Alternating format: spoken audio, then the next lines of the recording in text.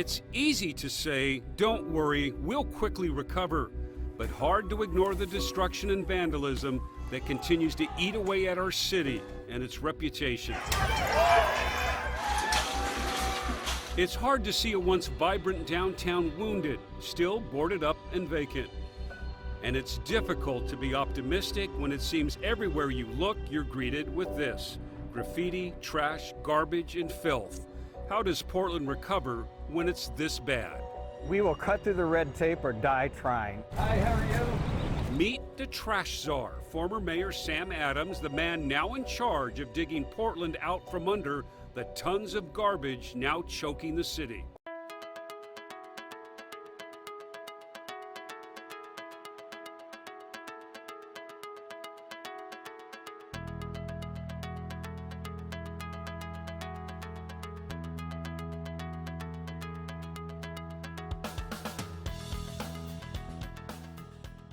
An enormous task in front of us, so we cannot afford to have disconnected department and governmental efforts to clean up the city or red tape standing in the way. And there's a lot of red tape to cut through. Unlike most every other major American city, Portland has no citywide sanitation service.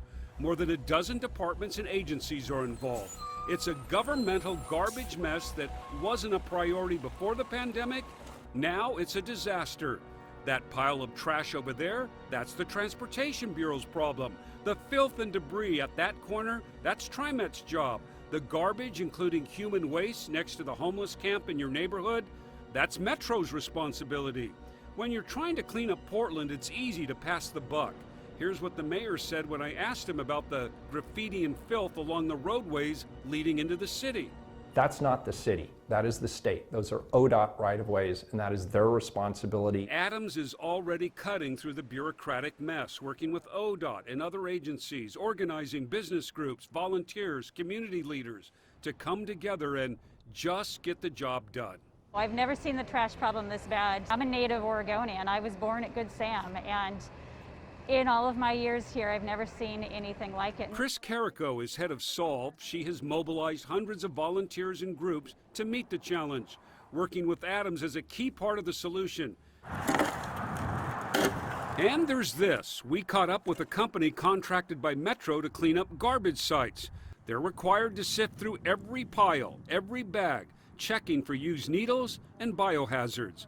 Not the kind of work well-meaning volunteers are equipped to do without training and precautions. Got to be a staff-led event because we are the ones that know what we're doing, and we are discouraging volunteers from going out and going on their own for some of these areas that are a little bit rough. You can pick up trash and see instant results, but you can't undo the long-term damage to Portland's downtown quickly. How do you restore a city's heart, its reputation?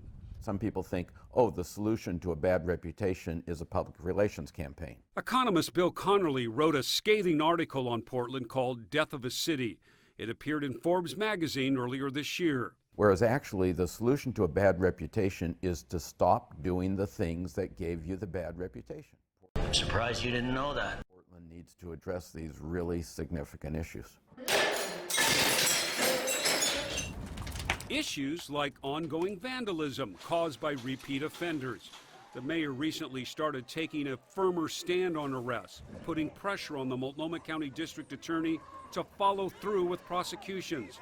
Adams agrees with the mayor's tougher stance. You know, this is about stopping self-described anarchists who just last week said maybe we should, start another fire in the Multnomah County Courthouse. That's a crime.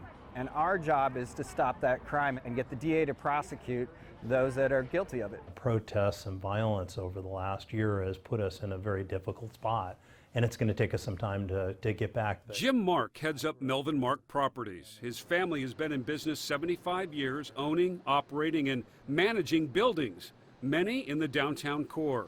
His buildings have suffered damage. They've been boarded up.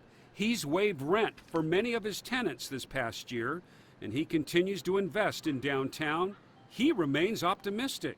I think leadership comes from all of us, so we're all responsible for where our future is in Portland. So I'm not quite on the let's blame the mayor or let's blame the council. Jim says if we want lasting recovery, It may be time to rethink Portland's downtown, like we did in the 1970s and 80s when downtown was a model other cities admired and copied. So Portland did have to reinvent itself. It had to give people a reason to come down, whether it was retail or just the urban environment. We've got to rethink the way that works again. Can Portland work again? Can we dig out from our current mess? Can we recapture the spirit and drive that made this such a special place to live, to raise families, to grow businesses, and to dream? Or is Portland over? Absolutely not. Portland is not over, but we're still a wonderful community. And every time I'm out at an event and I see my community members, my neighbors, it gives me hope every day. Portland is not over if people lean in to helping recover. It takes every single one of us.